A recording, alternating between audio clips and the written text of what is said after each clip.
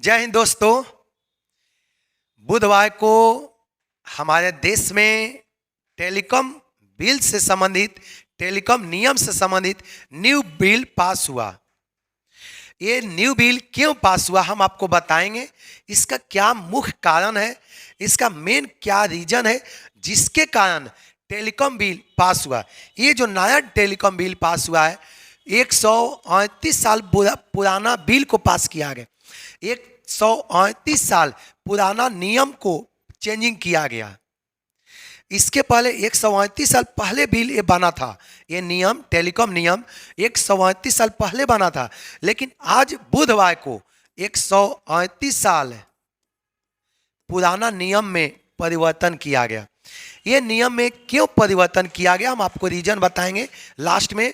थोड़ा सा बता दें, हाल ही में कुछ महीना पहले सर्वे हुआ था, तो देखा गया था कि एक व्यक्ति 500 सिम लिया हुआ एक आईडी पर।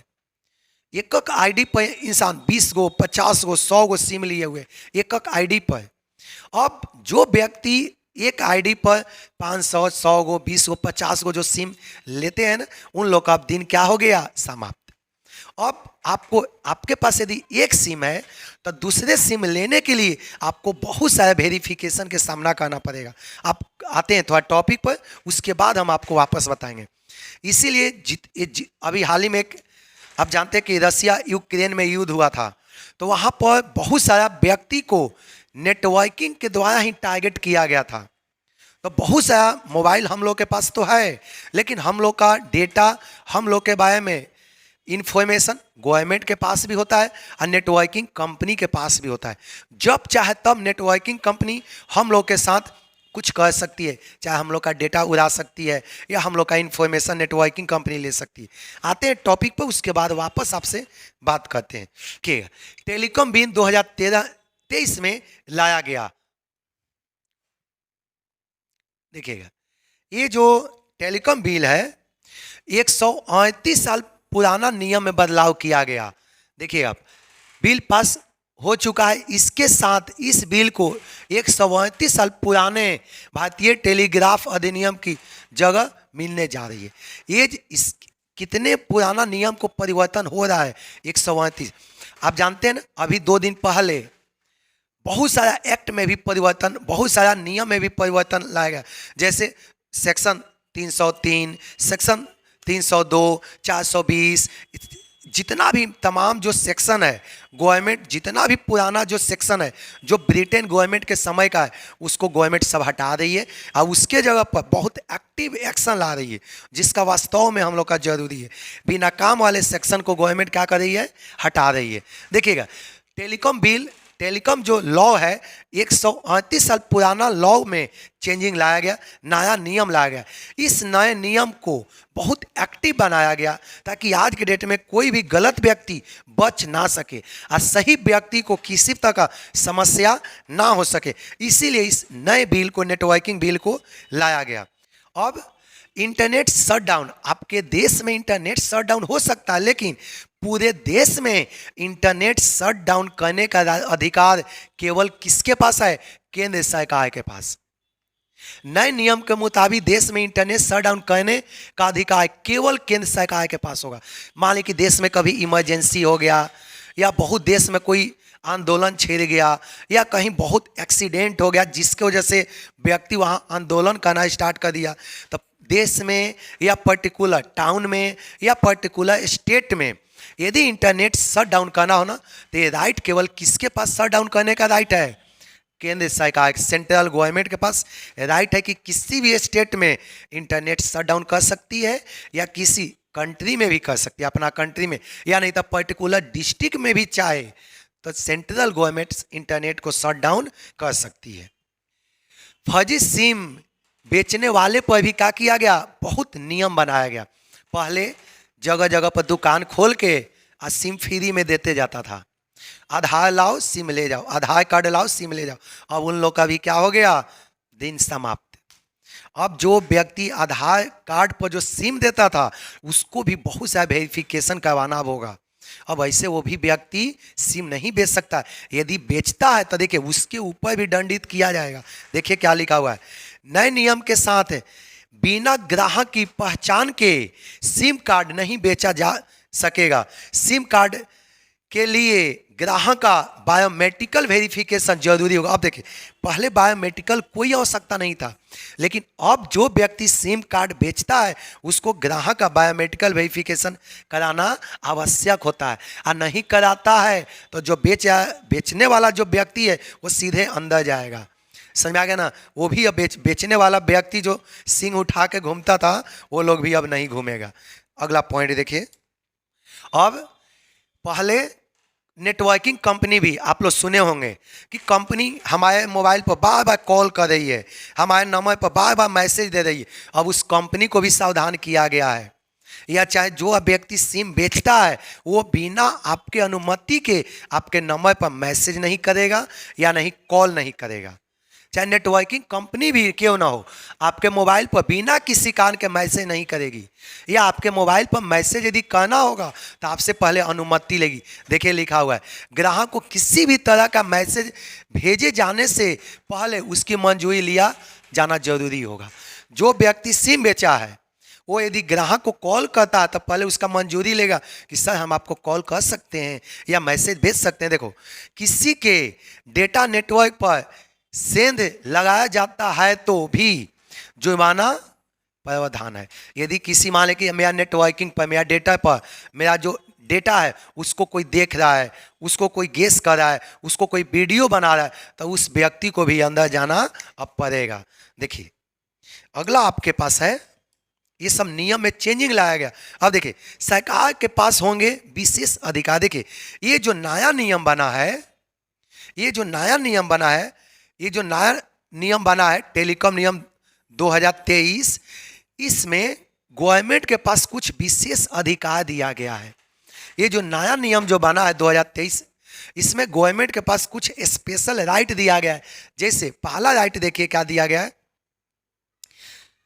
देखिएगा, टेलीकॉम इंफ्रास्ट्रक्चर को नुकसान, यदि कोई भी व्यक्ति टेलीकॉम इंफ्रास्ट्रक्चर को कोई नुकसान पहुंचाता है या टावर को कोई तोड़ फोड़ करता है तो उस व्यक्ति को 3 साल के क्या होगा, सजा होगा। जो व्यक्ति टावर को तोड़ फोड़ करेगा तो उसको कितने के सजा होगा, 3 साल की सजा होगा।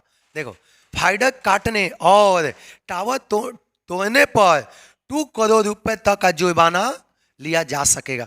जो व्यक्ति टावर, देख रहे हैं बड़ा बड़ा जो टावर लगा रहता है उसको कोई क्षति करता है, तोड़ फोड़ करता है, तो उस व्यक्ति को कितना जुर्माना देना होगा, 2 करोड़।